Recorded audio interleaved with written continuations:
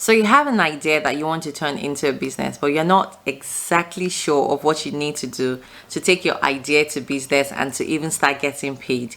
Don't worry about it, because in this video, I am going to show you in 10 steps how you can go from idea to business and to make people want to give you their money because you are going to be helping them solve their problems. So if that sounds interesting, you need to keep watching this video.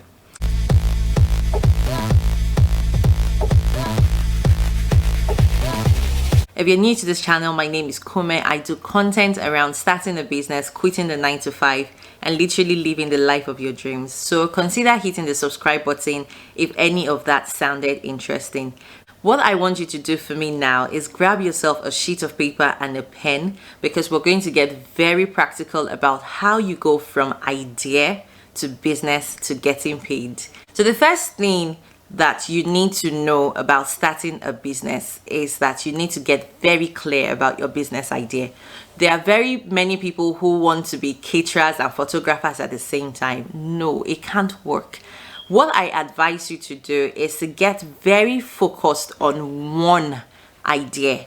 If you want to become a caterer or a chef or a photographer, I want you to choose one, and I want you to write it at the top of your sheet.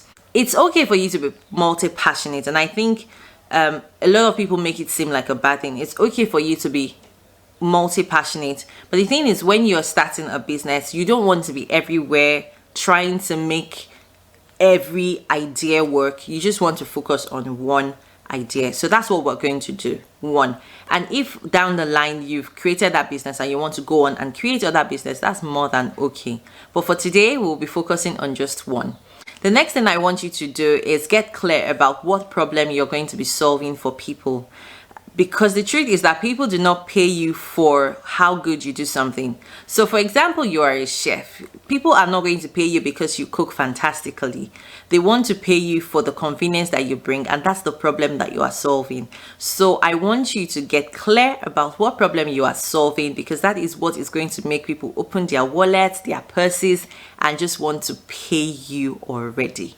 The third thing you are going to do for me is to write on your paper who your ideal customer is. Yes, it's okay to pull this customer straight off thin air, to fabricate this person, because you don't actually know the person yet. But getting clear about your ideal customer is going to give you a target to start talking to, or to give you an idea of who you should be approaching in case you already know this person or people. I know how confusing a target customer can be, and I think it has to do with the way all these experts and business gurus explain it. And I too struggled with who an ideal customer was in the beginning when I was starting my business. But let me see if I can break this down for you. This is what an ideal customer looks like on paper. And in fact, this is my ideal customer. Vivian is 30. She's married. She has 2 children. She lives in North London. She's originally from Jamaica. She works as an insurance broker, and she's been working in that industry for the past 10 years. She likes her job on some days, but she really would prefer to be her own boss because she wants to spend more time with her family. Vivian hangs out on Instagram. She's very fashionable. She has a lot of social media friends. She likes to go to events. She's very sociable. She's charming. She's pretty. Do you get where I'm going with this? I really hope that you guys are getting what I'm trying to say. The moment I started to understand who an ideal customer was, the moment I started to change the way I spoke to my audience, and I started to see conversions. I will not pretend and say I am exactly up there, like I've gotten it perfectly, because sometimes Vivian still does things that I do not understand, but that's what business is. The good thing is that knowing who your ideal customer is will give you a good starting point, so that you're not talking to everybody and nobody in the beginning. The next thing I want you to do is now go to your social media, because I know that everybody has at least one social media account they have registered. It doesn't really matter whether you've been using it or not. The important thing is you probably have an account somewhere, whether Facebook, Instagram, Twitter, it doesn't matter. What I want you to then do is go and look at your social media and start to scrub it clean, because right now you're about to become a business owner, you cannot be having a social media that looks like I don't know, somebody.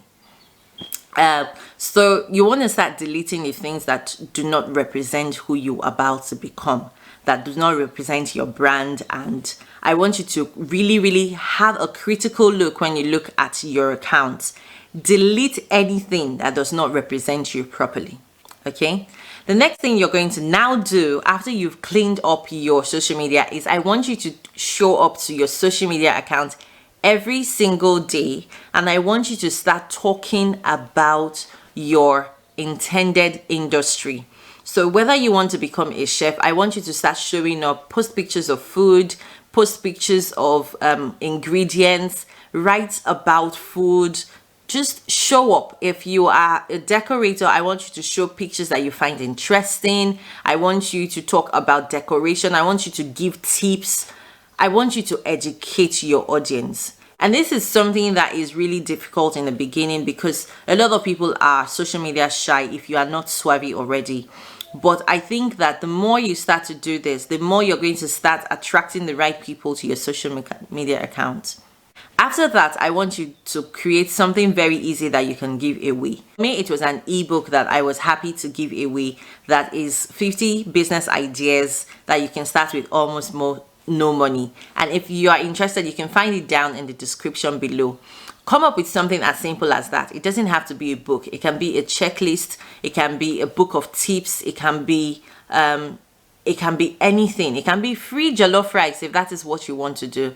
But what I want you to start doing is to gather email addresses of your intended customers. When somebody downloads your freebie, it means that at least to an extent they are interested in the area that you're talking about. And this will start to give you a pool of possible target audience or possible customers that you can then reach out to in the next step. The next step, do a prototype of your offer, whether it's physical products or services. What that would look like for somebody in the coaching business would be maybe an hour of consultation. If it would be a physical product, I want you to design a prototype of it, like a sample product, so that people can start to see and put, like understand where you're coming from. I want you to go back to the drawing board and come up with the simplest version of your offer that you're going to be offering to your customers or the people in your pool. I now want you to find 10 people who you think fit your ideal customer, and I want you to approach them with this offer.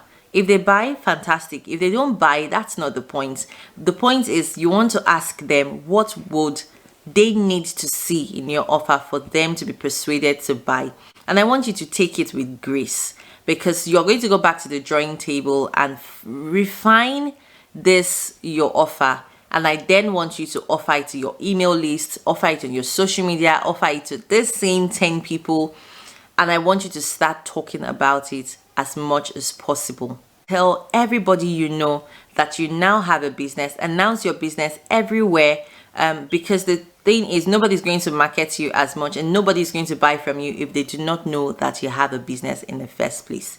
I know you've probably noticed that I haven't talked about the legalities of starting a business in this video. And the thing is that before you even start to run ahead of yourself and register your company and register a bank account, you need to know that this business is viable in the first place. And so the steps you have taken already are really to get clear and to validate your business idea.